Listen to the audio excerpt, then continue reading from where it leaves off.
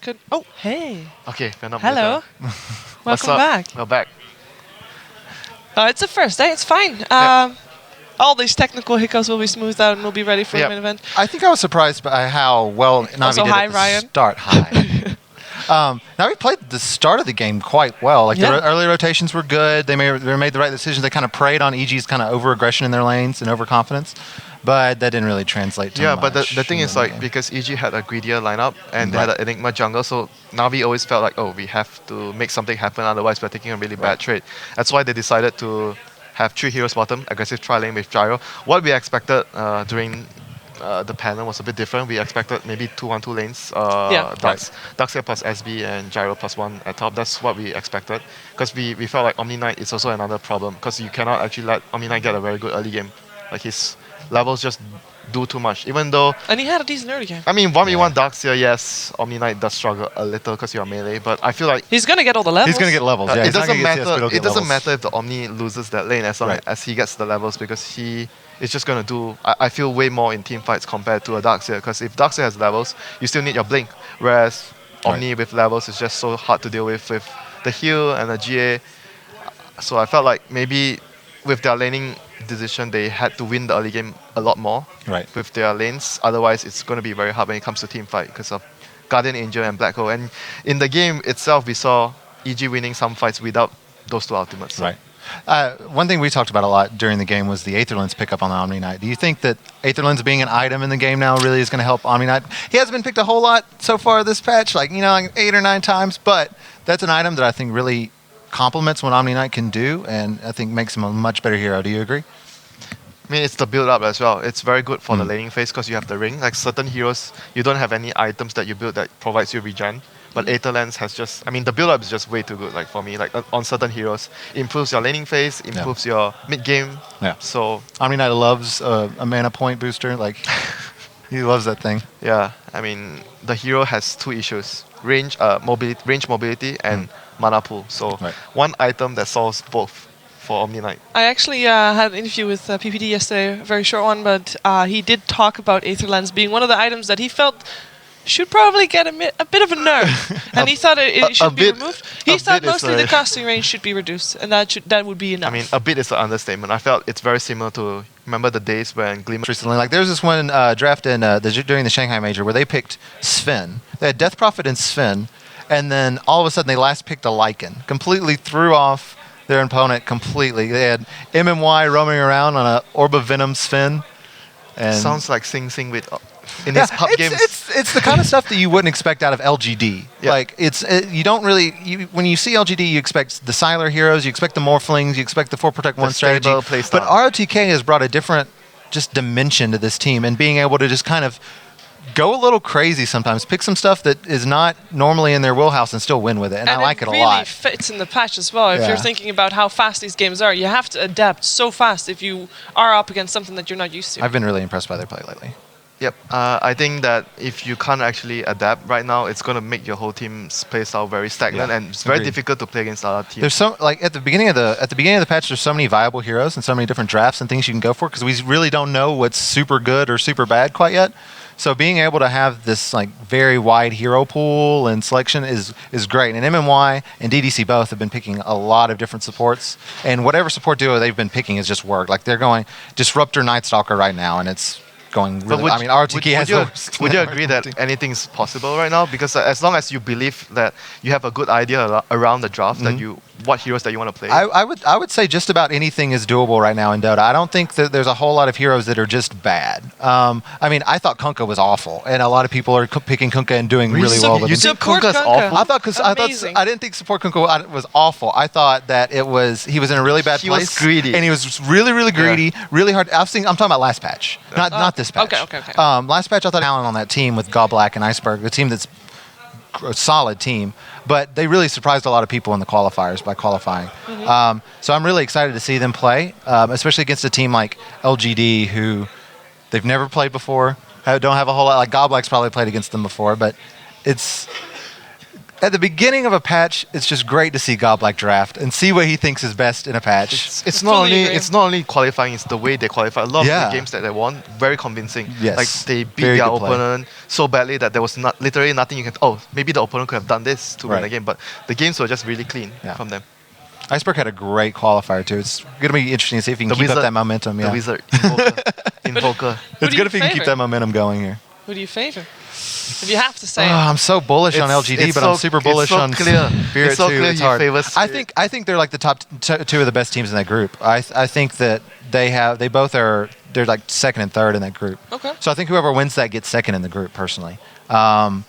So we will see. I'm not sure. I would favor Spirit. You have to say who you're God. I will give LGD a very slight advantage just because I think Spirit probably isn't as prepared to deal with LGD's playstyle. Okay, so I would say slight. I would say Spirit has a very good chance, like a little bit more favored than LGD because it's best of one, and that's true. It's CIS teams. They're usually very good at playing BO1s, so I would favor them. Oh, by how much margin? Because there's like 1% for Do you want to have 1% difference? No, I mean not 1%, but probably I will put the odds to 6-4 for Spirit. 6-4. Yeah. Okay, that's pretty reasonable. We can take a look at the bets there maybe at some point and because I love Abaddon, so I like Goblet.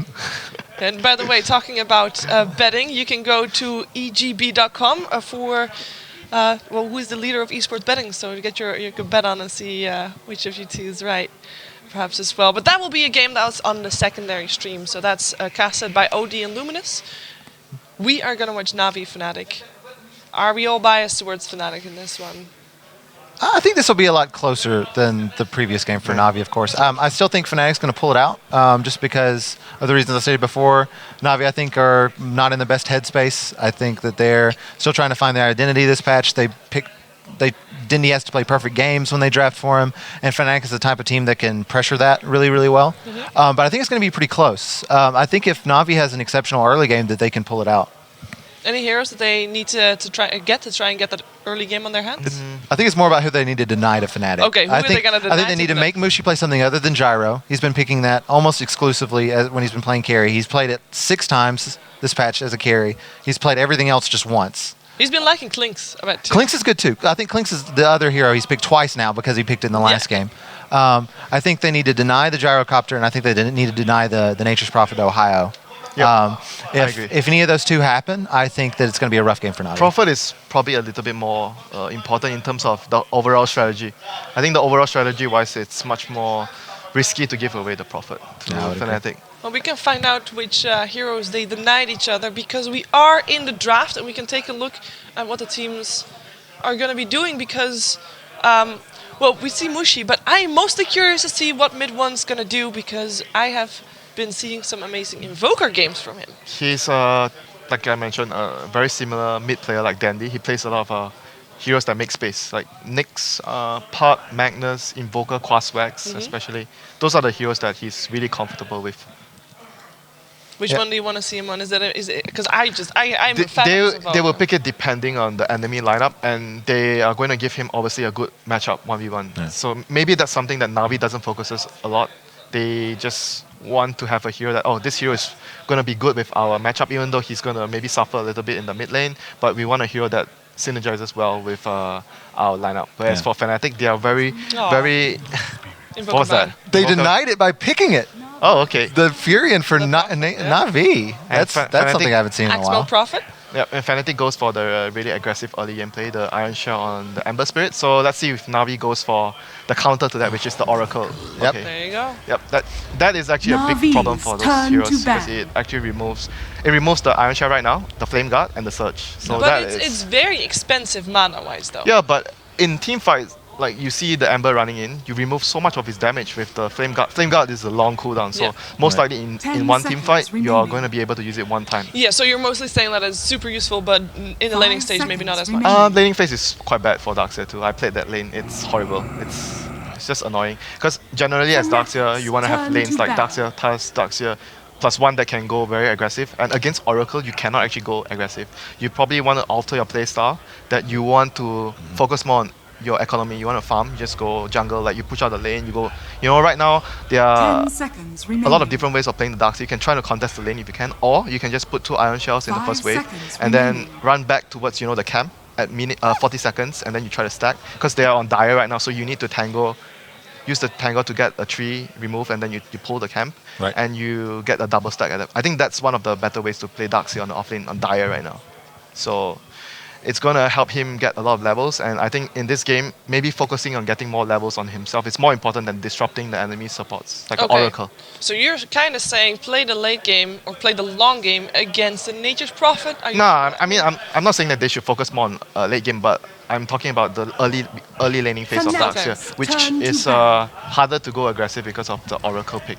Now, Oracle has had a bit of growing pains getting into the scene. He's one of the lower ends in terms of elo gain and win rate. Not very good, but I think that's mostly chalked up to the fact that players are just kind of getting used to him. I don't think that's really indicative of how good he is or how bad he is. I think it's teams knowing when to pick him. Like that Purge is very strong against this lineup. I think it's a great pick here. And I think it's just... he just plays differently than just about any other support hero. He kind of plays like Dazzle in a way that you're trying to constantly heal your teammates, but it's still very different in a lot of other ways. Better than Dazzle. He's a lot of people think he's in the lane, he's less risky than Dazzle. Though. He's less risky. That's one thing. But in the lane, because I'm the offlaner, when I'm playing against Oracle, sometimes. Right now, because I don't understand the hero too much, there's a lot of moments where he can actually just kill me with 2 of his the purifying flames, and I don't expect him to be able to kill me because he uses the purge combination where he removes the heal at the same time, and then because of the range and the cooldown of the purifying flames, he's actually able to catch you another time and you just die from the burst. So those are one of the few things that Dazzle can't do. You're not as strong. But for Dazzle to save you, it's just it just clicks on you with W, and it saves you no matter what happens. Well, not against it's a little bit against easier. Axe. Well, we're not seeing a whole lot of Axe. Yeah. No, we are going to see Venge once more. It's just a difference between. I think Oracle just has a higher ceiling than Dazzle, but it's a lot harder to execute. Yeah, it's a lot harder to execute. I agree. But right now, Na'Vi is very clear of their plans. Fnatic probably going to have to try to strategize on how to deal with the defense of their towers, because Na'Vi is going to just force a lot of things with the cooldowns they have. The DP ultimate, the Prophet will be pushing as well. Should we be surprised that the Prophet made it through this phase? Because it's. I don't think Fnatic thought Dindy was going to play it. No, I think Fnatic wanted it for themselves, and they didn't feel like Na'Vi would pick it. Okay. So probably that's the case. Oh, right. Oh, they're going to go for the Chen, like I mentioned. Oh, I like the Chen. Which is really good with their current playstyle. So right now their setup is Venge probably the support partner with the Chen. Darkseid off lane, Ember might be mid, might be safe lane, but I'm actually thinking it's more likely it's going to be the Mushi hero, and they're going to put Midon on maybe a Nyx or something like that, a tempo controlling mid. But Na'Vi literally has a dream lineup, because when you pick that Prophet, you want 2 things. Like, you want heroes that can actually help you in the early lane, like the Prophet you can TP in, and you want defensive supports. They have Tusk and they have Oracle. That's heroes. Two of the best. Yeah, two of the best. They can always have Nature's Prophet as well, just in case they need an extra hand. Yeah, I mean, that's always the option there. And I feel like this is kind of the draft that you want when you pick DP. You want to make sure that you can't easily burst the DP down in team fights, because right now it's going to force Fnatic to think, if we swap the DP in, because that's usually how you want to start the fight against DP. You want to take her out before she pops her ultimate. And so right now, she gets a Spirit Siphon, ticks off. Yeah. So basically right now there's Snowball and there's the Oracle. So there's a lot of problems for them to deal with the DP. What do you think they can pick to actually do? I mean, Axe counters that, but like what K-pop mentioned, it's not a hero in the meta. Yeah, he's not very good right now. I think he still has some, like, he can be good against like Brew. He's a counter pick hero, and he counters the defensive stuff a little bit, but it's not enough that's what you're going for. Fnatic. Yep. So let's see what they pick for. I expect the last hero to be Midon's hero, but I could be wrong, because they haven't been playing so much. The only games that I saw were the games they played in the qualifiers.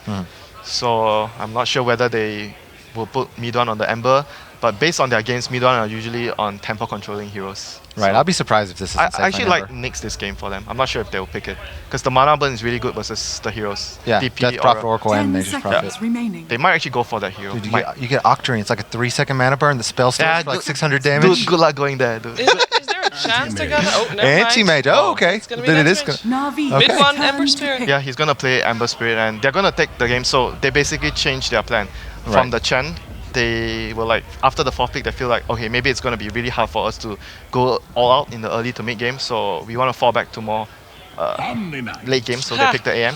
Wow, Omni Knight once again. Well, they saw it done against them. They're going to actually use it as support. They have Arcel on the Yeah, and it's a hero that also helps the DP a lot. But I'm not sure if it's the best pick here because it's kind of like overkill. So right now, if you look at their draft, they have only 1 stun, Snowball, okay, 2 stuns, plus Boris Punch. Same hero though, if you... Yeah, it's like only one you hero. control that one hero. One hero provides the disable, yeah. and enemy team has anti-mage. So he's like, oh yeah, I'm going to farm everywhere because enemy cannot catch me. Right. So I think we saw it in TI during one of the games, I remember clearly. Complexity against EG. EG picked AM when Complexity didn't have much stuns. So it could be a problem for them. Okay, well, we're going to find out if it is a problem for them and how big of a problem that actually is. It's time for our second game of the day. Na'Vi Fnatic with the dynamic duo GoDz and LD. Thank you very much, Shiver. Ladies and gentlemen, we are live here in Minsk getting ready for our second of 9 BO1s. It is going to be a long and exciting day, GoDz. Na'Vi, not off to the best start. We saw them drop the game to EG. They saw the Omni Knight in action. They decided we want a little bit of that for ourselves. Do you think it's going to be as good as in the EG draft last time? Not sold on it. I think they, as Winter said, they have no answers for the anti-mage, and they're really all in on this push. And as great as Omni Knight can be in that, it felt like unnecessary when they've already got Oracle and Tusk. So it doesn't give them a very well-rounded draft here. And even though you are going for a kind of one-dimensional, maybe push strategy, I think you could have gone for something like, even if it's just like a standard support that has some cats, like a Shadow Shaman, you've got the lockdown to go with the pushing aspect of the hero, for example. But well, Sir Action Slacks will be pleased, but maybe not if the hero racks up a loss. So with that, we get underway, guys. It is our second match of the day. Fnatic sitting back in their own jungle. I will say the last time I saw the Mushi anti-mage GoDz,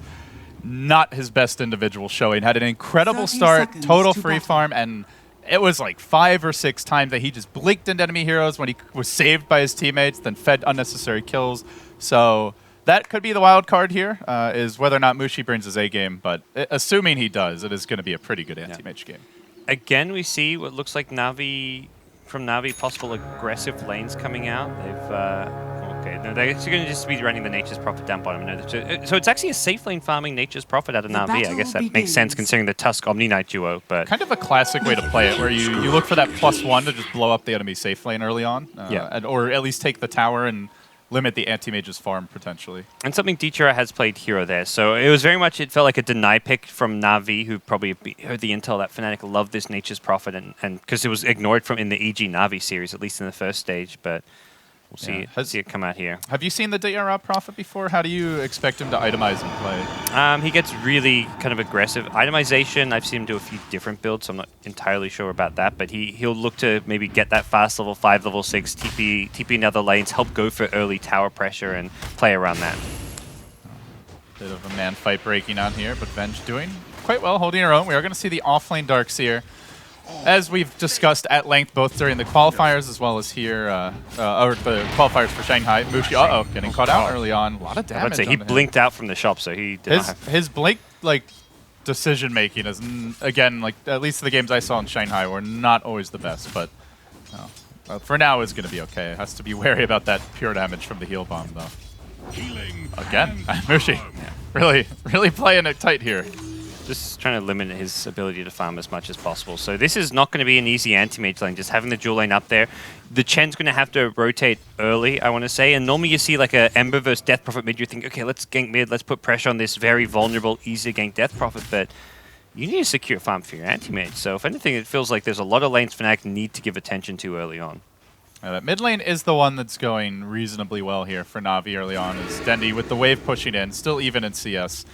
And has been able to get decent soul siphons off thus far on mid one. So obviously Ember not known for his lane dominance. They are going to make a move here on Mushi. They might have enough for a kill. There is a mango available. They could snowball into a heal bomb, and Mushi is going to get rolled on the timing. Just a split second off. Can they turn this? There's no mana to steal, but the pure physical damage from Net might be enough. Mushi going back in as he baited Axmo into a death. There's the healing self juking through the trees. Tries to get out of there. It does get canceled. Venge going to sweep back around for the sound. Still clearing it up. Going with the auto attacks. They're diving for this one. The heal is used again, and Art Style will salvage the gank. That's really good for Fnatic now. They can't really contest the lane so easy. Tusk has to go back to base. Mushi still has Tangos left, so ideally you get the first blood there, but the state of the lane right now is Fnatic favored until Tusk returns with mana. Mushi is going to need a bit of help, though. He's only got 3 CS. He's chewed through 5 tangos already.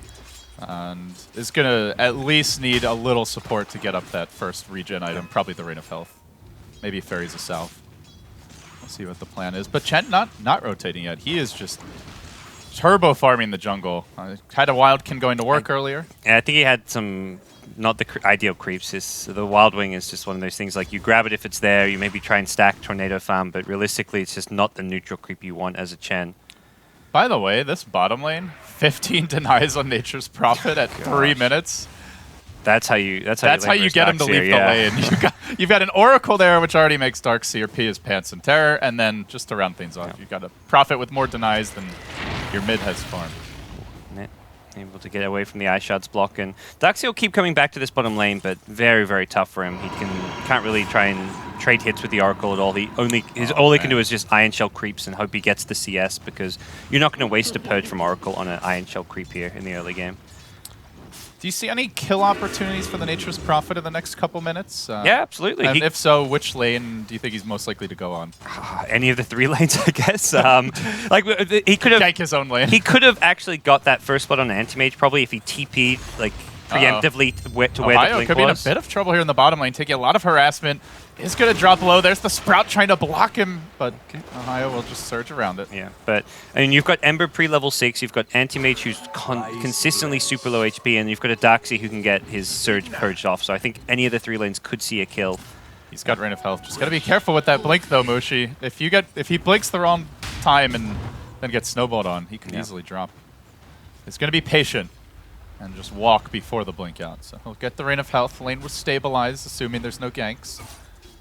So we see in the mid lane, pretty decent farm on mid 1, considering the matchup. Yep. He's actually done a nice job here in the Ember. I think Chen's ideal rotation timing is going to come when Ember hits level 6, or like right before he hits level 6, you want to probably smoke up and arrive mid around when he's going to be level 6 and have the Fire Remnant to engage with. But he is really their only catch until Venge gets quite a bit more experience. Yeah. Whoa, mid lane, 1. Almost with the solo kill. Dendy, the long range. Not actually. I don't think he was expecting it. Exorcism at level 6 is fairly uncommon for Death Prophet. Well, I prefer it over no Exorcism for 23 minutes, which we also saw. I think it was out of complexity during the American and Chen was actually roaming mid, which is really, I assume, smoked up, so he was coming towards the mid lane to try and find a pick-off, but just misses that timing with Ember just taking too much damage and being bullied out of the lane, and the Observer Ward's just spotting the Chen means that he's not going to be able to be too successful there. Mushi getting hounded here top, and then the Venge comes in looking for the stun, the self-propel, but there's the roll forward. Axmo is going to find him, but they don't have the follow Peel Bomb to get the kill. Artstyle might get turned on. In fact, Mushi looking to go back in. Prophet's going to join the party. Summons the Treants, gets Mushi with one more auto tech.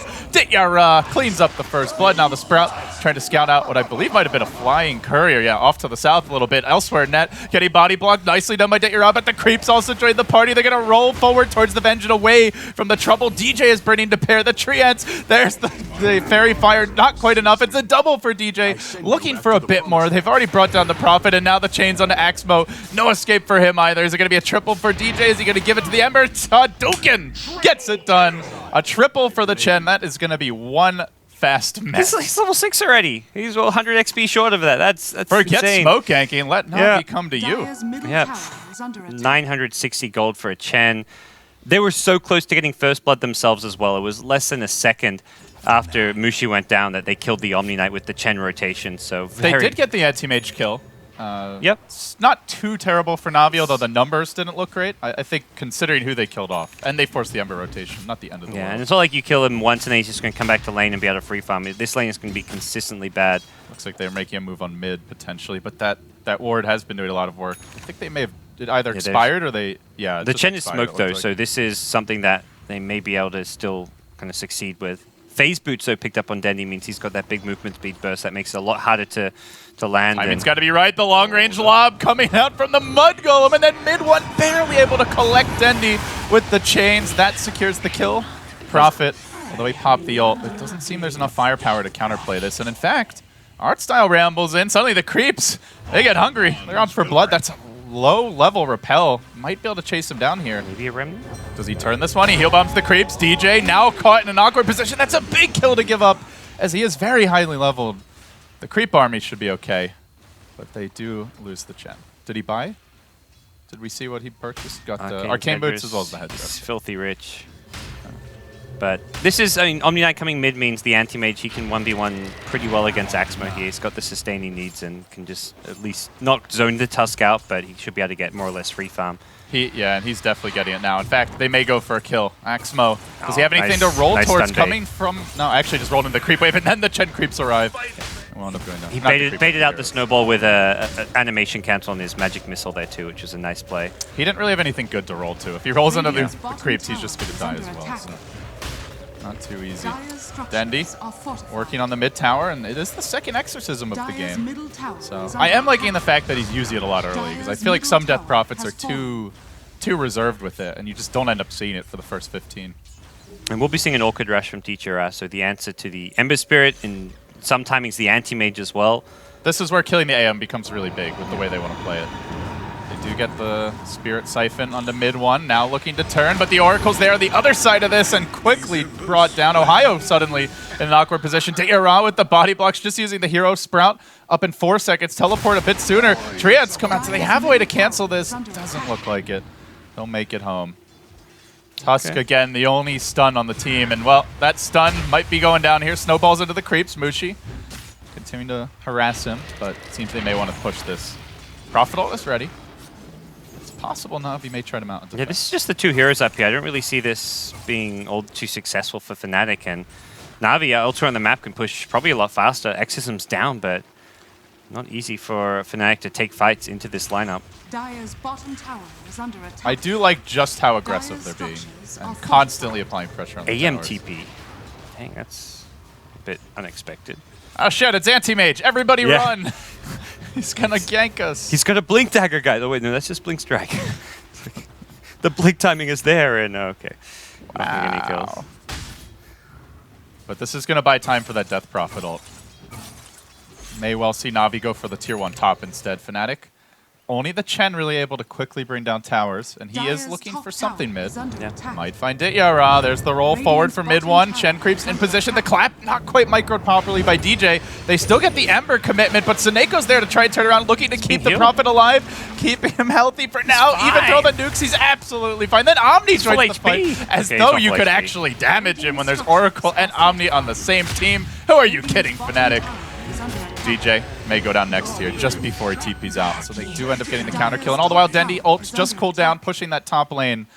Looks like he's just going to slow push the tower with auto attacks. No rotation in sight. Mushi just trying to counter push. Fnatic are like full committed mid. The Fire Remnant initiations just aren't quite working for Fnatic right now. They're just, I think, choosing kind of the bad timings to go for it when Navi are ready to counterplay it, and often mid one just finds himself a bit stuck and overcommitted into some of these fights. And the Flame Guard gets purged, and he's their only initiator, so he's suddenly in the middle of like 4 Navi heroes and just gets blown up. It's been rough for him. Looks like Net is trying to set a bit of a trap. Nah. Just wants to get by the way. See you later. He's not solo killing anyone just yet. So Ohio also, this is the big problem right now for Fnatic. It's not like they've made up for like an anti-mage getting pressure in lane by getting more out of other lanes. The Darkseid's had a really bad time. The only one who seems to be doing well right now, you could say, is probably the Chen, compared to how a Chen normally does at this stage of the game. AM got a tier 1 tower, so he's kind of back where he wants to be, but quickly turning into a classic anti-mage game where like the early game's not really going great, you're just trying to buy time for the AM. This is going to become quickly 4 protect AM on the side of Fnatic. Yeah, maybe split push you with Chen creeps, and Venge generally just going to be parked behind him. Ember perhaps also going to look to slow the game down, but the timing will be great on this Orchid. By the time he gets Orchid, he'll have a solid couple of minutes before AM is even close to scratching a Manta style here. 2 smokes passing in the night. Fnatic going down bottom, Navi going up top. They see the Death Prophet mid. I guess they just realize that's not a kill they're likely to get. He's used the Blink offensively, but they already rotated on mid, so he should be okay.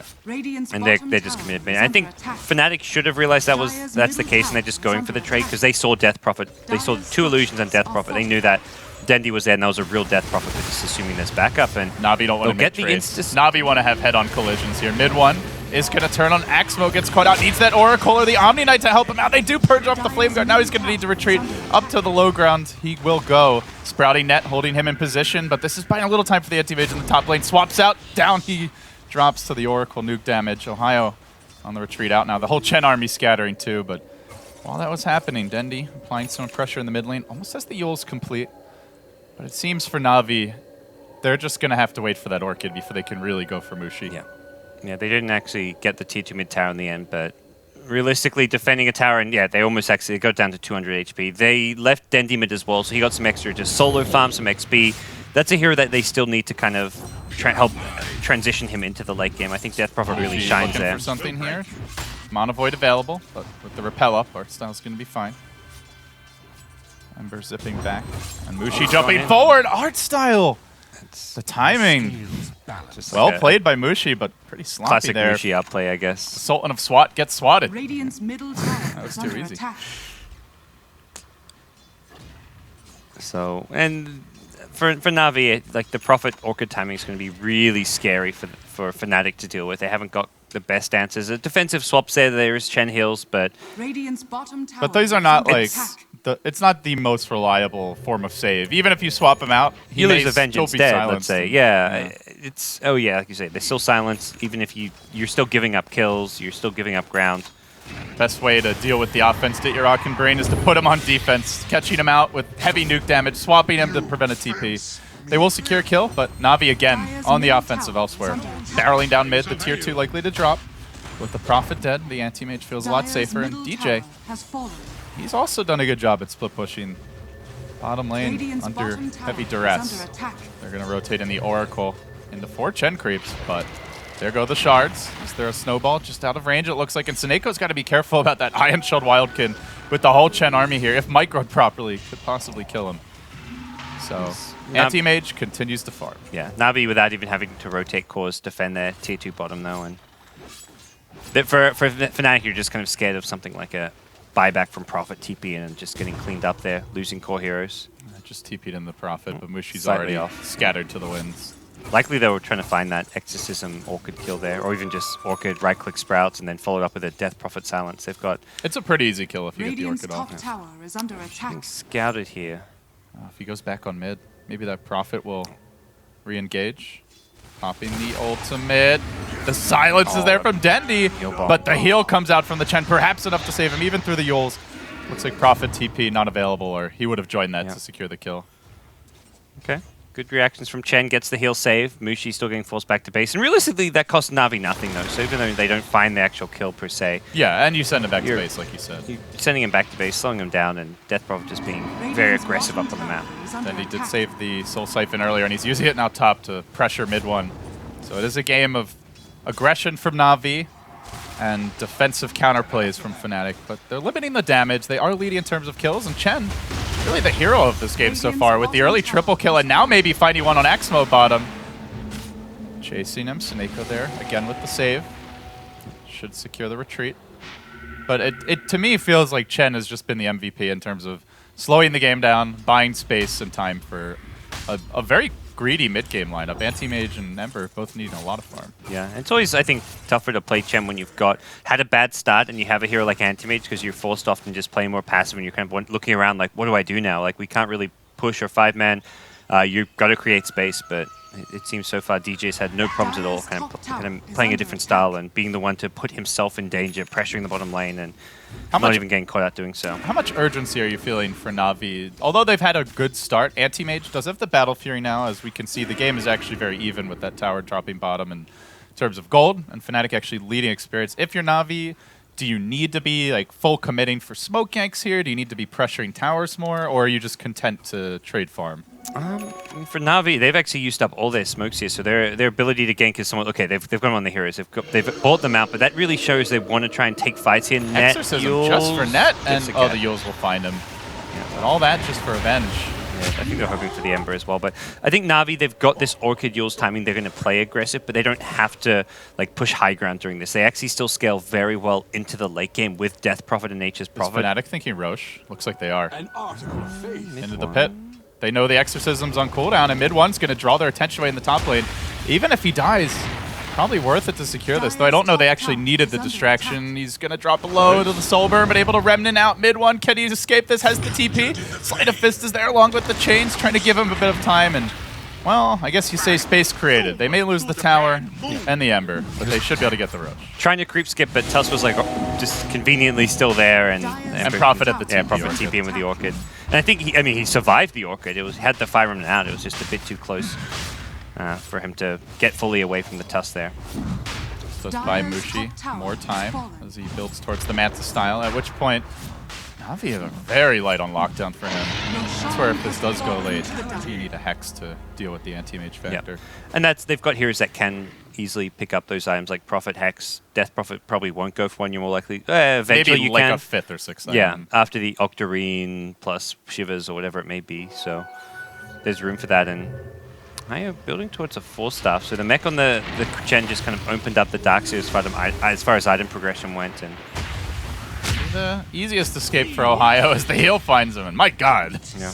Doesn't even need the soul burn to get Eratus. I don't like the decision so much to put Chen on the mech duty here because I think Darkseer really needs Greaves this game against all the silence that's out there. So as far as ways to get rid of it now, you're looking at probably like a BKB build up. The Yules is like so-so because it's not instant. Like it doesn't instantly get rid of the silence. Like you throw yourself up in the air and it sets up into a Death Prophet silence or like some kind of initiation onto the Darkseer himself. So he needs to ideally go for a BKB or a Lotus Orb. I guess he could get a Yule, but that's I don't feel like Yules is that good against all the silence because trying to stop Chrissy. But again, the lack of TPs does slightly haunt Navi here.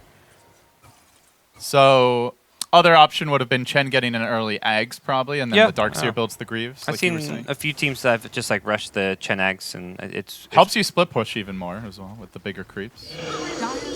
But we'll see how it kind of works out for the Darkseer. I feel like it's going to be a rough game for him. The 4-star is a really important item for them to get, being able to get away from the Sprout, the Soul Siphon, and everything that goes along with the Navi aggression. So again, it's the game of dodging for Fnatic. Now split pushing mid.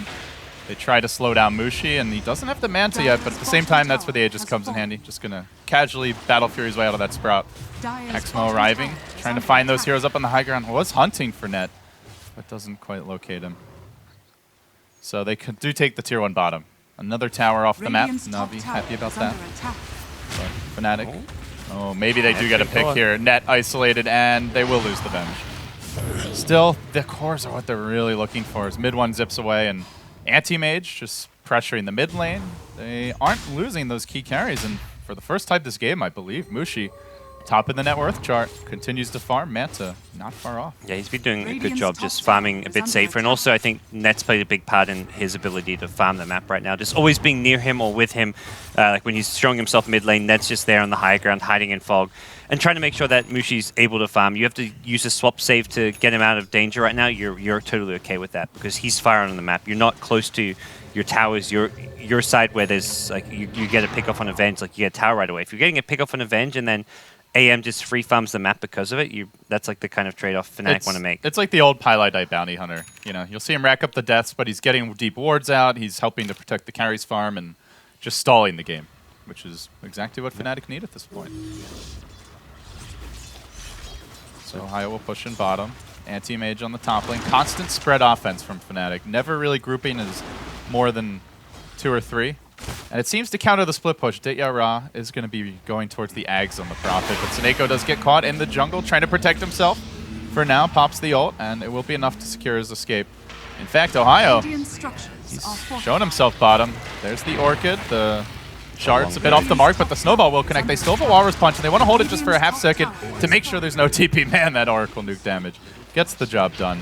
Still TPing forward, hunting for additional follow-up kills. Prophet gets stunned, didn't have the Sprout cooldown ready anyway, but meanwhile, top lane, do they try for a move here on Dendi? This could be bad. Trapped for now, art style there. Forced to self-repel, and that could be trouble, but Dendi's fairly tanky. Now gets the Omni Knight ult off. They just can't bring him down. And now the Oracle arrives. Mushi, this is a bad death if he ends up falling, and he does have the Aegis still, so that's good news, but Ditya Ra falls on the Prophet elsewhere. Can they kill him a second time is the question. Stuns are cooling down. They get the silence off the heal bomb as well. Mushi! That's the kill they can't afford. He drops, and Axmo hunts for more. Sure, they lost the Prophet, but getting that precious, prized anti-mage is going to make it all feel good. Navi, still looking. DJ able to TP out the late snowball. Not enough to stop that. And Mushi had every opportunity to blink there when he saw the Aegis. He was trying to actually kill Dendi. Dendi had like 150 mana out of like 1400 mana. That Mana Void would have done a huge amount of damage, and he's just like needed a few more right clicks, I think, to get it. So he was trying to, instead of blinking away back to safety, he's like, okay, I'm just going to try and push it to the limit, kill Dendi. And this is exactly what happened in the qualifiers as well, by the way, in a similar game. And I think he like just figured, okay, even if this doesn't work, I don't kill Dendi, I've got the Aegis to fall back on. But they just instantly silenced him and chain focused him down throughout the silence after the Aegis respawn, so it wasn't like there was really an escape plan for him if he died and if it didn't work out for him. So it also highlights the importance of Manta style this game, which, as we can see, he finally has managed to complete. Going straight into it too. So he did spend. I his say money. Finally, it's a pretty damn good Manta timing, but more finally as in he's just desperate for it. Soul Siphon going on net. Now the nukes start to come out. Follow up from Ditya Ra, and my God, that's easy. Yep. These kills are just inevitable. Poor Venge. Very, very hard game for him to kind of play around the Na'Vi aggression, the TPs, and whether Fnatic win or lose, by the time this game ends, I imagine we'll see the Venge getting lapped by pretty much all the other supports by virtue of necessity. Venge is going to probably have at least 10 deaths this game. Win or lose, play perfectly versus play like decently versus have a bad game. Like however this game goes for Net, he's going to have 10 deaths. Unless they just send him. You save the send back for the bench, maybe. You preemptively send back and then he swaps in to save someone. Like, okay, we know Mushi's going to go a bit too aggressive. Just start the send back now. Well, we haven't talked a whole lot about Ember GoDz, but he has managed to complete his Battle Fury now. So quietly can become more of a factor in the split push. Na'Vi still, the catch is mediocre at this point. The silence is no longer that effective against AM. They don't have any hexes under construction just yet. And that's where I think Na'Vi do go on the late game, because that's when the hexes come in. Like they'll have, like if they're Prophet who can have like Octarine hex, so it's like a super short cooldown hex. Death Prophet could do the same thing if they're feeling really like they're lacking disable. Oh, what a timing here for the Yule Scepter to come out. Now Ohio trying for the TP. Soul Siphon, not quite enough. No TP from Prophet, perhaps on cooldown or just trying to wait to see where he kind of surged himself off to, but going for the fast TP. Net and mid one are scouted. Do they want to engage on this? Okay. I think Prophet can join. Or at least soon. Yeah, does have the teleport ready. You can see he did opt to complete the egg, so going for the lane pressure build. Curious how much more he commits, or if this is the point where he says, time to go back to the eggs. Could get an Octarine first, like get himself more tanky and just really maximize your uptime of the Treants as well as the Wrath of Nature. How do you see the timing windows? Is there a point where it's just, even with the hexes, it's still just too late and you can't deal with the AM Ember, or? I don't think there's ever going to be a point in this game where it's like, okay, they've let Fnatic go get too farmed and let it get to the late game. It's late game, like Na'Vi with hexes on Death Prophet and Nature's Prophet can still definitely win and scale well. Death Prophet just gets kind of scarier to me. But it kind of goes both ways, where Fnatic's also, they've not got a lineup where it's like, okay, AM's now 6-slotted at 40 minutes in, they have to win the game. If it goes longer than that, they're still looking okay. Ember is a great answer to the annoying Nature's Prophet, Wrath of Nature spam, the Treants pressing in all lanes. So I think on both sides, it's going to come down to execution more than anything. At most stages of this game. The mid game probably Na'Vi favored, the late game going to be like both teams with good options as far as their ability to take fights. Mid one. Let's get aggressive here. Caught by the snowball. Uppercut coming through. I think Prophet might have been trying to join them, but didn't have the time for it. So we continue to see a game of keep away. Yep. Now they rotate on bottom. The good news for Fnatic, as odd as it sounds, is there's only one more outer tower for Na'Vi to claim. So if they actually want to take objectives, they're going to have to really go deep on these side lanes, and that will give Fnatic a chance to grab a tier 1 mid, maybe a tier 2 top as well. It's close on net worth, and that's with the tower advantage going pretty formidably Fnatic's way. He's jumped onto Seneko, was thinking about the Mana Void, decides it's not quite enough damage. Guy's already kind of committed the Manta style, but able to just eat his way out of the Sprout. Should be okay for now. And now he's the space creator, while the rest of Fnatic begin to rotate on top and mid. And the Heart of Trash build-up is like the I want to be invincible build. If he gets the HP boost from Heart, he's going to be unkillable. Like the silencers aren't enough. You can't lock him in place using Sprout, as we just see. You silence him, you try Sprout him, he just Quelling Blades out of there, and then he just walks away. So the Orchids aren't even that reliable. And their physical damage is just the ghosts, and getting on top of him as a Death Prophet. So easy. Radiant's Try top for the tower send back is here on falling. Ohio. Will be successful. They found a deeper opportunity though. DJ Chrissy, will he be Oh, the the ensnare! sacrificial lamb? He No. ensnared him so he couldn't get the Yules off. Oh, DJ, you micro god. Oh, that was That so made good. up for all the laning stage snafus. That's Oh for my sure. gosh, I'm just watching. It's like, oh, he's actually not going to be able to TP out because Death Prophet's just going to straight up Yules him, and he ensnared him. Well that played. was insane. Radiant's middle Insanely tower good Chen is play. under attack. And just the overall strategy from Fnatic, keeping the game nice and slow, keeping the lanes pushed in. Not, aside from the one death on Mushi, very safe play overall from the cores. See Ohio force staff back on the Chen. Ohio, yeah, he's 0-2-0, but that's kind of the nature of this game and the pace Fnatic's been playing at. It's really just like the Ember as a tempo controller and ganking hero for them.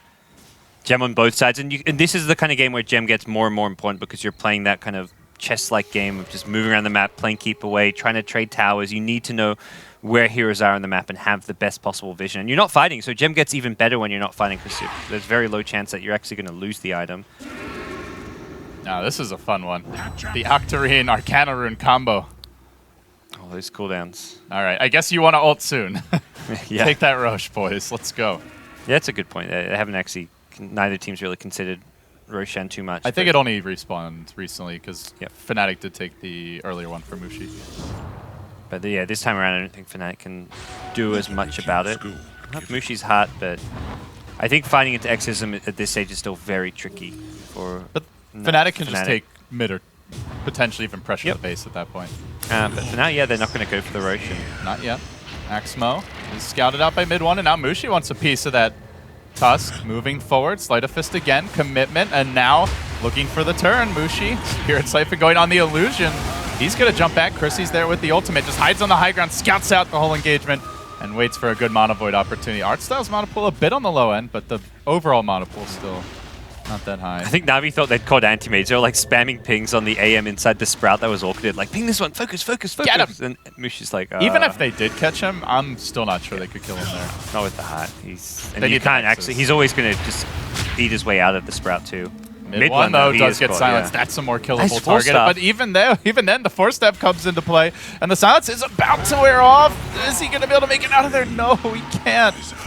Silences for That was days. the Arcane Rune fight from Dendi, I think, where it's just like the super short cooldown All right, silence. got to get that exorcism So- going soon. 6-second duration, and the cooldown is what are these numbers? It's 6 point it's something. like it doesn't fit. It's because less. of the, Yeah, the it's less than decimal point. 6.82. It's like 6.2 seconds. Look at that 75-second cooldown ultimate for Desi. Yeah, Ugh, that arcane rune. he almost had 100% Value. uptime on the Death Prophet silence with the Arcane Rune. That's disgusting. Filthy stuff. That plus the chain sprout. Very dirty combo.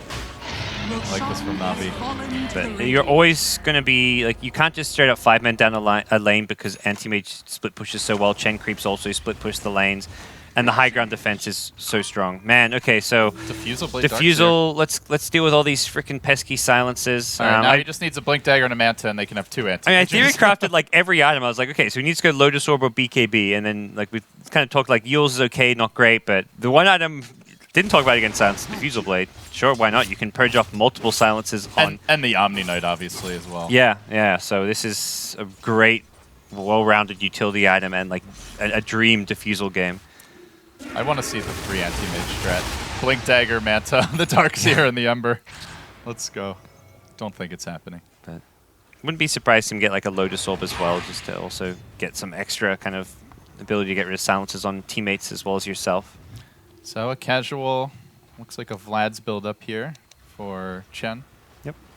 Something Mushi opted to skip. We often do see these anti-mage players in split push games favor a Vlad's grab, but it allows him to go even a bit later with the items. Not being forced to go back for a utility type build up. Now the drum's picked up by the Tusk, so Navi, I guess at this point, they're really going to be waiting on an opportunity to try and break the base, or at least put some big pressure on it. And you have Ancients pushing out mid lanes. Like, you can't actually push that out as a Tusk. Normally you're thinking like, oh, support here, they'll easily push that out, but not so easy. Relax, just Walrus Punch. Teacher has 6k, that's the sheep money, I guess. He's going to grab it from the side shot. No, just goes for the TP out, but Mushi's there to break it. Mid one descends on him.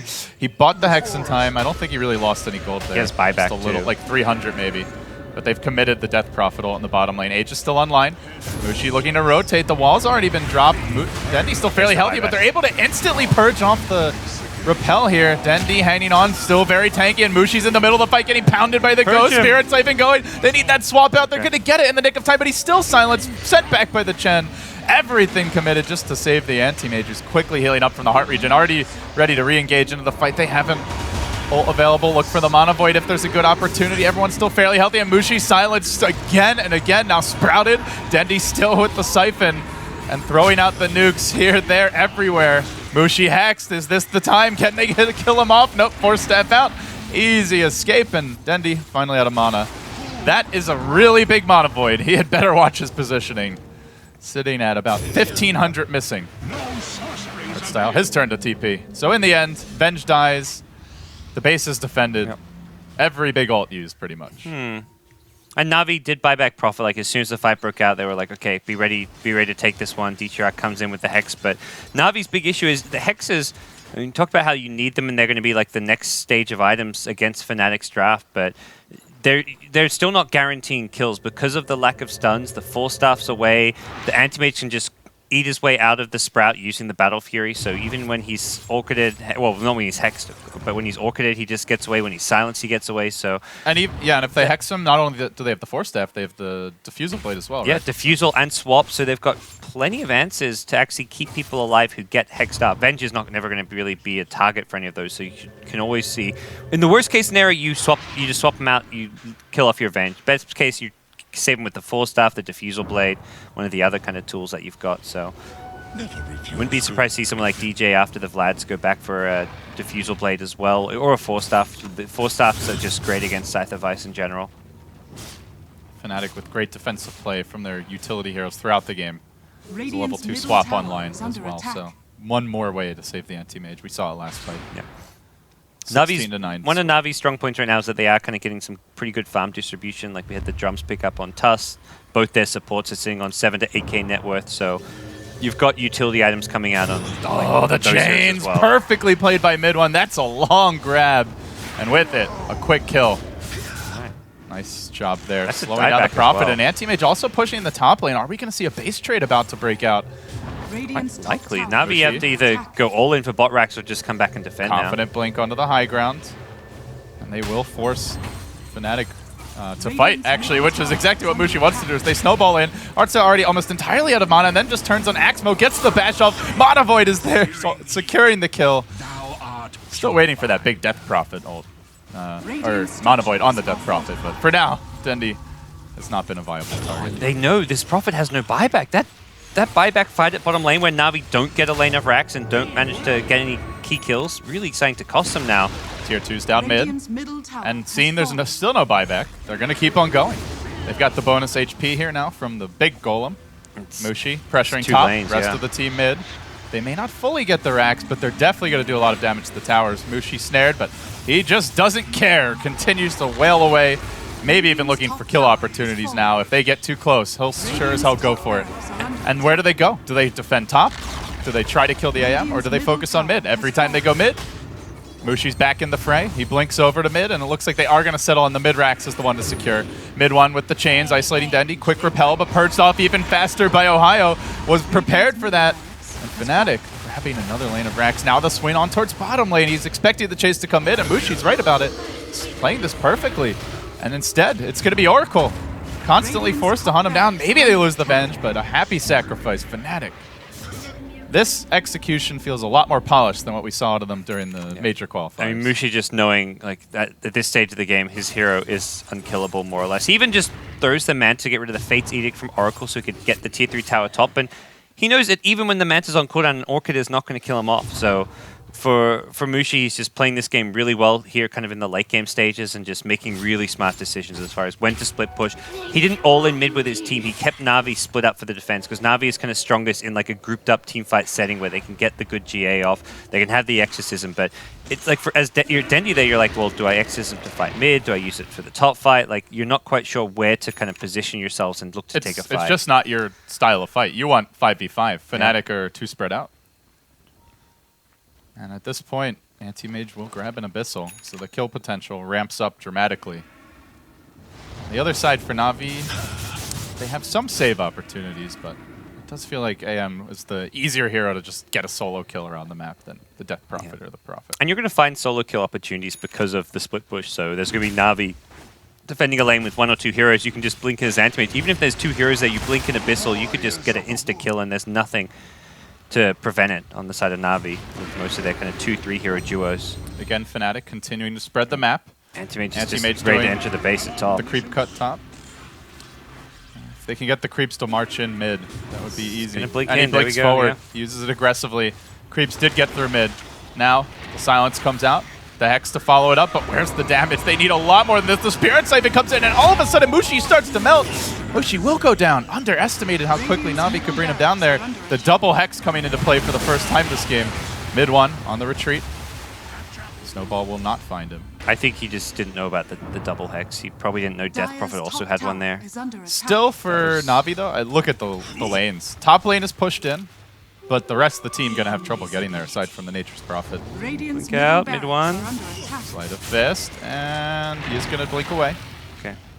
That's a big loss for Fnatic. That ruined a lot of their momentum. They were kind of in a position where they could really keep Na'Vi in their base just by the constant threat of the push from the anti-mage, but killing him off really salvages that situation a lot. It may salvage the creep equilibrium, but it does not lead to objectives for the Na'Vi squad. Mid-range Rax, these ancient creeps just taking lanes of Rax, and that top-range Rax is super low HP as well. Could almost go for that as well.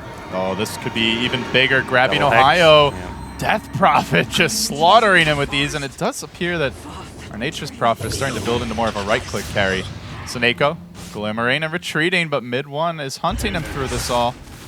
And they will lunge forward with Net there and support. Seneko trying to hang on for now. Does pop the ultimate. They continue to wail away, and TP is going to pop anyway in the fountain. But DJ, the 3rd kill of this. It is buying time for Anti-Mage, but it comes at cost as Dendi has broken through into the base on the top lane, has the full ultimate going. A lot of damage done, and he pokes forward. He's looking to get more aggressive.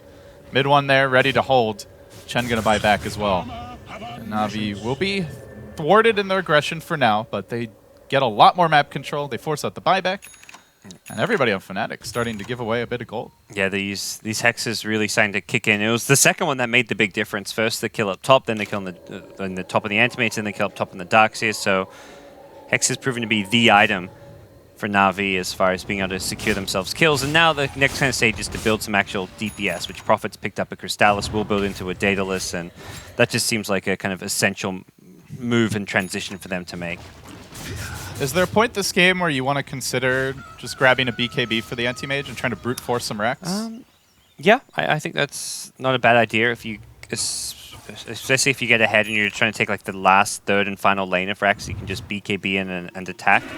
But I think there's, trying to think Linken's, how much merit is there to a Linken's against the Hexes, because they can so easily break it using the and they have a lot of single Orchid. target from the Oracle, the Death Prophet with the Yules, just Yules and then insta-Hex after. Possibly AC's really good this game though. Like they're killing you using physical damage during the Hexes, so with an AC, it's such a big boost to your armor.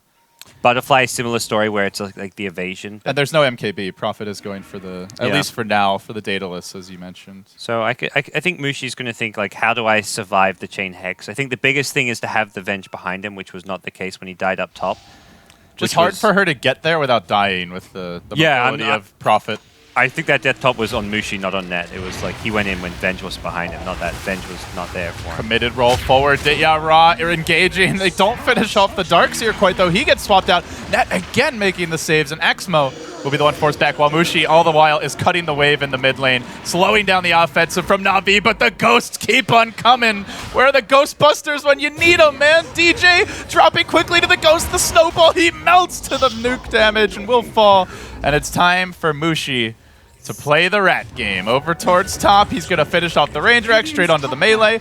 Now getting nuked and snared by the Oracle, but just Manta's out of it, blinks away.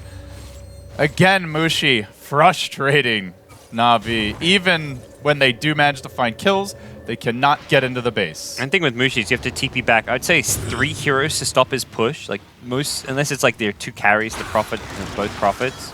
This could be big on mid one. Silence up in the mid lane. Fnatic starting to hemorrhage the kills. The Walrus punches there. Sleight of Fist coming through again. See you later, guys. Do they manage to grab him, though? Dendi was actually very close. He blinks to the north. Mid one, not going to be scouted out. We'll be able to retreat. They're still painting on the side of Fnatic. Not sure if they're suggesting there should be some offense here. I'll blink out just an inch. I think it was actually stuck there in those trees. Which maybe worked out for the best. Harder to find. Yeah, but mid one's really pushing limits. And a game where like Mantas alone, ways out of silencers aren't going to cut it anymore when you're getting hexed up. Hey, that should be my rune. I'm sure Dendy's saying, well, yeah, he's going to have the Permasprout now. Snowball into Mushi. Walrus punches there. Then the Orchid comes through. They've got tons of lockdown for him, but Mushi is very healthy. The heal bomb from Artsdale combined with the right click from Titira. They get Mushi again. He is being patient with the buyback, but he's dead for 100. He may be forced to use it in this situation. Yeah, how big is the Roche? I guess with Death Prophet not being the best Aegis carry, you're thinking if we can get Anti-Mage alive before the push comes, then it's okay to give them an Aegis. But if you're gonna have to be forced to buy back anyways, and they're gonna get Roshan as well, then you just want to buy back and start getting the cooldown on. Ooh, Snako, he's trying to hold the lanes in the mid, and he may end up paying for this with his life. Pops the ult, but the turn is there from the Hex. Again arriving to the fight. Then the Orchid follows this up. Will be swapped and survives, but they grab the Aegis. Nobody actually into the base yet as Fnatic try to keep the lanes out. Na'Vi try to force the team fight. Snowball into net. They're going to sack the Venge. Feel like we've seen that movie too many times at this point. And the split push coming top. There's Gen Creeps, there's mid one. So AM picks up the BKB that you talked about. It's just an answer to be able to blink in and fight aggressively to just force a Rax taken. Mid one could end up dying again. The Darkseer is going to be Mantis. Just barely Mantis out. Oh, the attack animations. Okay, they're not going to. They're bulldozing down mid though. They're looking to go for this, and Prophet can join them. They have the ultimate up on Dendy. He almost died there even after the Remnant out. The blink disjointed the attacks, which I think were coming his Oracle way. had Could have killed him. some nukes coming for him as well. Yeah. The Prophet has crit, so like you can proc a crit or something that could well be a kill. Anti-Mage feels rather fragile, let alone some of these other carries at this stage. And well, he's going to respawn soon. The back wall committed just for Artstyle, and Dendy sits happily on the low ground. The Ghost still flowing. DJ walking into them, gets off the test of fate. The Penitents, maybe that's the game changer here. Top lane, though, it looks like Chen Creeps continue to be little bastards, but they are going to get cleaned up. Na'Vi just can't seem to get into Fnatic's base, but every fight for the past 10-15 minutes, guys, has been a Na'Vi fight. Oh yeah, they're finding pickoff after pickoff, and you got to imagine like a Death Prophet with a Refresher for the Exorcism and Hex gets a whole lot scarier as well. But after that, it's like, how much further can they go? Well, you can just stash that, even throw it on the courier and get another item. Yep. Ohio. The sacrificial plays from Fnatic. They're starting to get punished more because of the pure damage output of Na'Vi. They find both the Darkseer as well as the Venge, trying to save each other. Now they're both dead. Mushi with the BKB, standing strong in the fight, but the Omni Knight ult is there to counter it. Can't purge it off of everyone. Mushi's BKB getting nothing done during this time. He's got to find a kill. They will isolate Dendy. Throws himself up in the air, tries to survive a bit longer. The Glimmer Cape plays. He's still got the Aegis. Ohio walks into the right-click damage of Diyara, but Mushi is healthy at the very least. They can bring Dendy down once. Can they do it a second time? That's going to be the real kicker. Ohio with the Ion Shell into mid one. Snako gets slaughtered. That's a big sleight of fist. Still the Death Prophet ult cooling down. They really needed to kill off the Anti-Mage, maybe the Ember as well. 17 seconds and counting. Hexes are about to come off cooldown. Prophet rejoining the fight. The Greaves are there. Hex number one. They're going to need that second Hex to lock him in position. Swapped out. Then Hexed again. The Spirit Siphon going this whole while. Man, if they had the Death Prophet ult, he'd be dead for sure. But he blinks in. Mushi gets aggressive here. He keeps on going forward. Net brought down by the Tuscan. They're trying to kill off the backliners. They've decided, screw the Death Prophet. We want the easier, lower hanging fruit. That's a dieback on the Nature's Prophet, it looks like. And this could be even more kills, but now the Exorcism deployed. Still going. Mushi going to get caught out here. Snowball the punch. Not enough turns with the Abyssal Blade. Yule's up in the air. He can silence him when he comes down. Is there a Manta ready? Mushi does get caught by this. TP'ing out as the Ember blinks to the left. Barely survives. Where are the creeps? Oh! Mushi slams it home. Death Prophet as the buyback, but no ultimate for now. And Artstyle could be next. Is Mushi pulling this game onto his broad shoulders and taking over? It just might be the case. Now the Ember BOTs get purchased. Artstyle trying to slow him down with the Degenerate, but the blink forward from Mushi. Does he have an Abyssal Blade ready to go? I think it's still on cooldown for a bit. 30 seconds and counting. But Fnatic gonna force at least one buyback here. Death or Prophet doesn't have it. They know the Omni Knight bought back as well, and they're going down mid. Fnatic, a nail biter thus far. They're up in terms of racks. They've got the lades going their way, and they are not going to make this easy for Na'Vi. Like, you're okay with that. Na'Vi just used 4 buybacks for that fight. Fnatic used 2 themselves, and it was like the terrible position for Fnatic to be in, and the Darkseer having to die back, the the buyback from the Venge as well, I think it was, giving them 2 diebacks, but Na'Vi just slightly overstay their welcome once again, and they've used 4 buybacks, 2 in that fight, 2 kind of in the build-up to that fight, and now find themselves with only an Oracle buyback for 5 minutes, something maybe Fnatic look to exploit. It's a true kind of full protect Mushi game at this stage of the game. Like, he was getting swapped out to safety. The Ember was like throwing away his life to save Mushi. When that Exorcism first came out and Mushi got Hex, it looked like Mushi would just die there, but I think it was the Searing Chains from the Ember which kind of prevented the Death Prophet from chasing and bringing him down. So absolutely like clutch plays all across the board from both teams, and Fnatic. And that's where you want to see the hexes like used in sync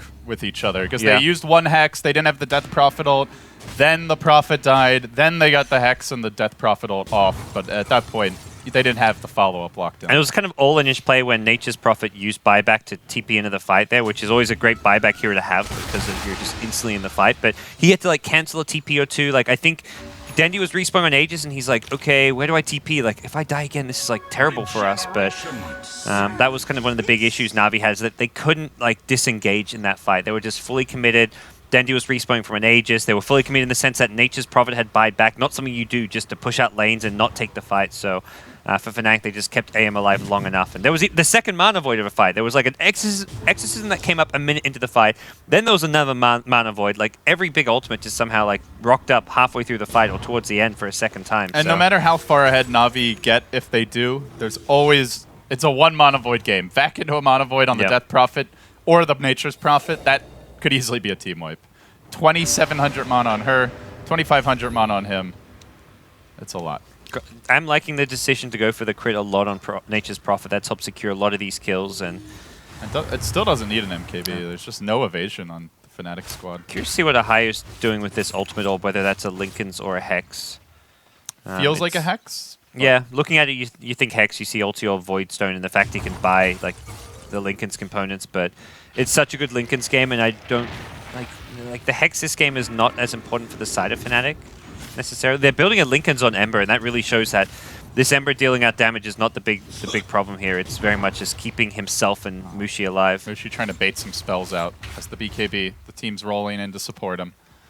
Blinks onto the high ground. He's going to force the issue. Na'Vi, 4 buybacks in the gutter. This is going to be a hard hold for them. Can't make any mistakes. They get the first Hex off. Then they start to nuke Mushi. He gets silenced right as he's attempting to blink away. Punched up in the air. Mushi melting to the damage, but the swamp is going to save him. Beautifully played again and again. Net the savior. Mushi now healing up. The Spirit Siphon going along with the Ghost. They finally kill up the Venge, but they've committed a lot just for a Venge. Darkseer wall, zoning Na'Vi back, and if they just wait for this Death Prophet ult to go down, GoDz, Fnatic might have a big window here. I think what's most impressive about net swaps is he's always waiting to like the very last second. He's letting Na'Vi use as many spells, as many hexes as they think they're willing to use on Mushi to try and secure the kill. And then when he's like 200, 300 HP, net swaps him out, and Mushi with a heart insta regens and can re-engage into the fight. So it's worth like putting Mushi in that bit of extra danger to just force a second hex out, and Exorcism got used there as well. So I think if you instantly swap him out, you lose Venge, and Na'Vi probably hold on to Exorcism and don't even have to use it there. So Net's play has been really on point this game with the Vengeful Spirit, and Fnatic have a very kind of clear game plan as far as those pushes go when they're putting Mushi like in the dangerous spot on the high ground. This is the fun part of the game where everybody starts to get items aside from Net. So Caress is now complete on the Tusk. And he's done his job. You can't fault his play at all, but he is absolutely on food stamps and still eating every scrap of bread he can find. Yeah. Ahayo's going for the Linken's as well, so they're going to have double Linken's on the Dire side here, which is, I think, ultimately going to give a huge ability for them to push and siege high ground. Like, you never know if they're going to block a Hex or something. You can, as soon as you see a Linken's proc, you can recast it on Mushi now that you've got 2. Hit 1, a bold teleport in, and then a very cowardly Remnant out. Not so bold, but... I've reevaluated the situation, and I don't like my position. There's the blink forward from Mushi. Finds the around the high ground. He's dead, down for 90. Doesn't have the buyback. It is still cooling down, and Mushi may have just cracked this game open with that kill. But the whole Na'Vi squad gets back in time. What it will allow is for the Ember to push top in freely. He knows where all the Na'Vi heroes are. And if nothing else, the lanes are going to be miserable for Na'Vi as far as the creep equilibrium goes. There's mid one, barreling down top. He can start to get to work on this melee any second now. Killing off the catapults, and as soon as they go on top, you better believe Anti-Mage is coming back bottom. Blinks forward and re-engages. Dendy's there to slow him down, but he's going to get a Ranger X, it looks like. Spirit Siphon going, and now back to the top lane, just playing a little old do-si-do, and Na'Vi lacking the answers to it without that secondary Hex. Mushi will blink out. Death Prophet on the chase, and then the Ember back in through the top lane, and again, just getting split pushed to Daze Fnatic. The execution is so much better than what we saw in the qualifiers. This feels like a team that has gone back to the locker room and done some chalk work here. It's Sleight of Fist coming through, mid one. They've managed to get that melee Rex bottom as well, so it's getting close to Mega Creeps, and now Mushi, he sees opportunity. He could go for hero kills, but screw it. He says, I want the Megas, the team, tanking up the Death Prophet ult and surviving for a very long time. And even if they get a couple kills, the buybacks are all online. There's 5 for Fnatic. They've got so much insurance. Policy after policy. They might need it all, though. Mushi now in a bit of danger. He throws out the Mana Void. It's quite underwhelming. Blinks away to the high ground. The crit follows him. Not enough for the kill. Creeps forming into the base. Ditya also in danger, getting hounded inside of his own teammate Shards. And now mid one going to back up, but slides back in. It's Axmo's turn to be in trouble. They're dragging him away for the team with the snowball forward. And all the while, it's a lonely Omni Knight trying to play tower defense against the world. Ditya Sprouty Mushi is going to commit onto him. Does he drop the buyback or does he slow roll at 100 seconds if he doesn't want to use it? Mid one's going to pay as well. That's 2 cores down, but look at the base. Na'Vi, they might be at a point where they just have to brute force a lane and just YOLO it because Fnatic have a massive map control advantage. Yeah, and did not need to get caught out. The Ember, the AM, a bit sloppy towards the end there, like getting caught when they didn't need to, and they could have just completely disengaged, but they saw a possible kill and Tusk went for it. But being up the Mega Creeps, it's pretty much game in the bag for Fnatic at this stage. Refresher Anti-Mage. You've got your double BKB now, double Abyssal, double Mana Void. I mean, look at all these crazy items just coming out. Like what's Darkseer done? He bought a new one because he ran out of charges. Oh, he didn't go for the Lincolns. He turned the Perseverance into the Lotus Orb instead. So. And then he bought a new Diffusal Blade because I believe he ran out of charges on the level 2. On both Diffuse. That's how good Diffusal was this game. Like against Omni Knight, gotta Orchid, love the Hex. item selection. I mean, they are just. I mean, Ohio's had like a terrible scoreline all game long, but he's just been playing that selfless offlane role. He's being the responsible offlaner. All right, GoDz, is this where you go all in? They're pushing the lanes out.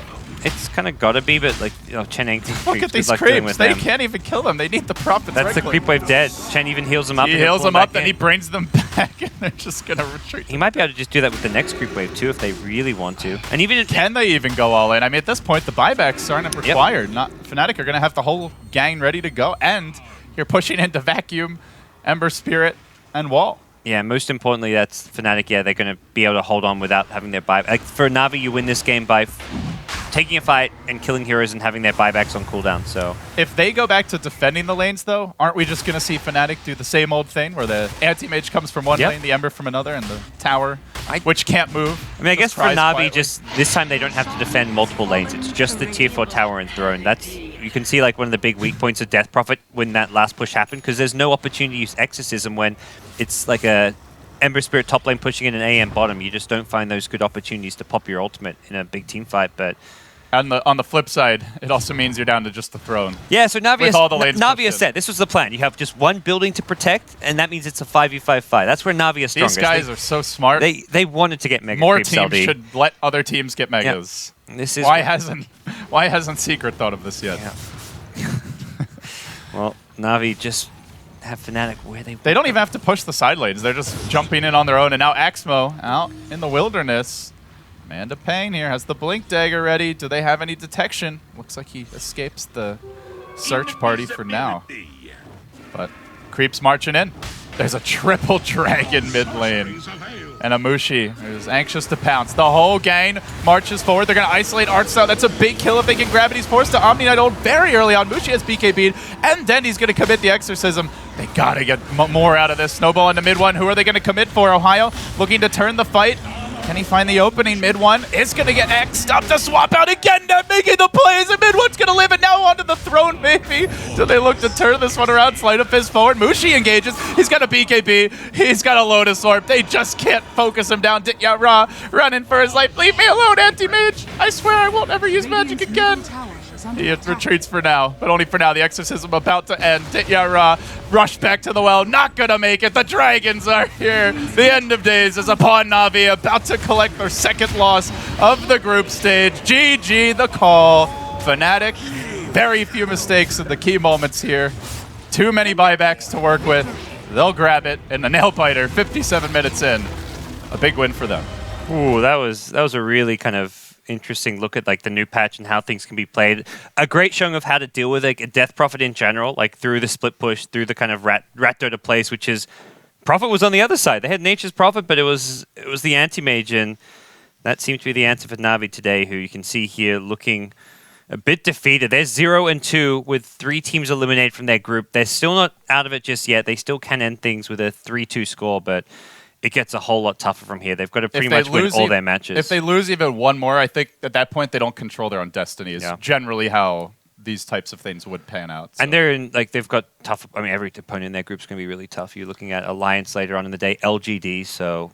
Do you pin any of this on that last pick Omni Knight? You weren't sold on it before the game, or do you think it was more the execution in the key fights? I think they could have done with another Sun hero there, but at the same time, like, Fnatic had huge issues dealing with the 5-man team fight of Na'Vi at many stages of the game. The Hexes, the Orchids. Like, you have a Darkseer going through 16 purge charges in, like, 5 to 10 minutes of the game. Like, that's where you know, like, okay, this is, like, not as easy to counter as you would have thought, so... I love the way Fnatic itemized this game. From the Darkseer getting the early Diffusal Blade to Mushi going for a very safe defensive build. I felt like every item selection was on point, and that's not always been the case for Fnatic, especially for Mushi historically. But yeah.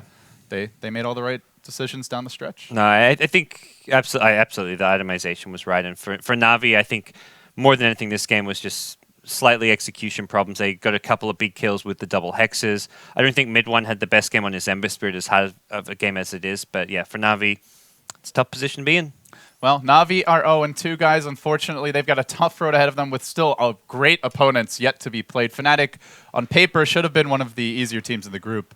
Or at least I imagine Na'Vi thought they were. But that turns out not to be the case, guys. You are watching Star Ladder I-League Season number 13. We're going to cut to a break here, but when we return, we get underway with our third match of 9 on the day. Lots of Dota. We're just getting started.